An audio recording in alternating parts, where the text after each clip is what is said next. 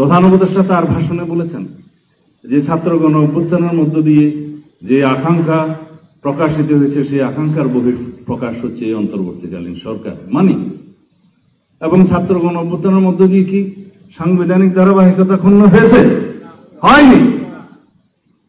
Article 106 অনুসারে সাংবিধানিক ধারাবাহিকতার মধ্য দিয়ে প্রধান উপদেষ্টা এবং উপদেষ্টা মন্ডলী শপথ নিয়েছেন। আমরা এখন কেন ধারাবাহিকতা ক্ষুণ্ণ করতে যাব? কি উদ্দেশ্যে? অবশ্যই না। তো সুতরাং সবারই শুভবুদ্ধির উদয় হোক। আমরা মনে করি যারা এগুলো চিন্তা করছেন, বিবেচনা করছেন, বিশেষজ্ঞরা আলাপ আলোচনা করছেন, বুদ্ধি পরামর্শ দিচ্ছেন, আপনারা সবাই গণতান্ত্রিক এবং সাংবিধানিক ধারায় চিন্তা করবেন। এই জাতিকে অতি শিগগির একটি নির্বাচনের মধ্য দিয়ে রাজনৈতিক সরকার প্রতিষ্ঠা করতে হবে। কনস্টিটিউশনাল সংসদীয় একটি সরকার প্রতিষ্ঠা করতে হবে, যার মধ্য দিয়ে এই জাতির শহীদের আকাঙ্ক্ষার প্রত্যাশা সবকিছু পূরণ করতে হবে। সেই লক্ষ্যে আমরা এগিয়ে যাই। ইনশাআল্লাহ আগামী 2026-এর ফেব্রুয়ারির প্রথমার্ধে রমজান শুরু হওয়ার সপ্তাহখানেক আগে অথবা তারও আগে বাংলাদেশে জাতীয় সংসদ নির্বাচন অনুষ্ঠান হবে। এর পথে যারাই কাটা বিছানোর চেষ্টা করবেন, যারাই বিভিন্ন রকম বিভ্রান্তিমূলক বক্তব্যের মধ্য দিয়ে বিভ্রান্তি সৃষ্টি করার চেষ্টা করছে, তাদের সকলের উদ্দেশ্যে নসিহত হচ্ছে, আমরা এখন নির্বাচনী আবহের মধ্যে আছি। সারা দেশে নির্বাচনী আমেজ সৃষ্টি হয়েছে।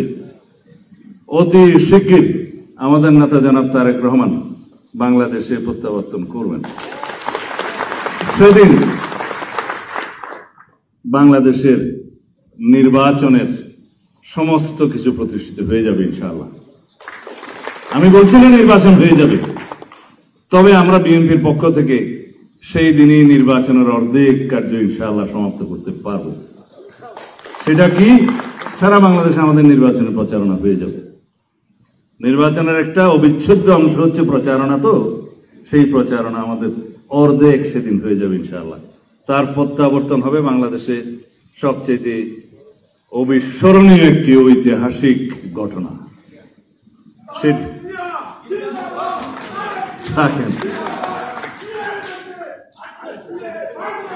জনাব তারেক রহমান তার মেধা, যোগ্যতা, শ্রম এবং নেতৃত্ব দিয়ে তিনি বাংলাদেশের সর্বোচ্চ নেতৃত্বে প্রতিষ্ঠিত হয়েছেন।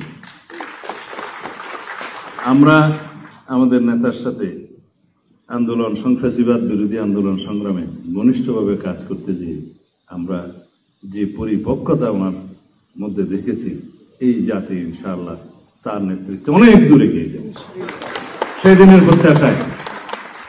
ধন্যবাদ আপনাদের সকলকে। খুদা হাফেজ।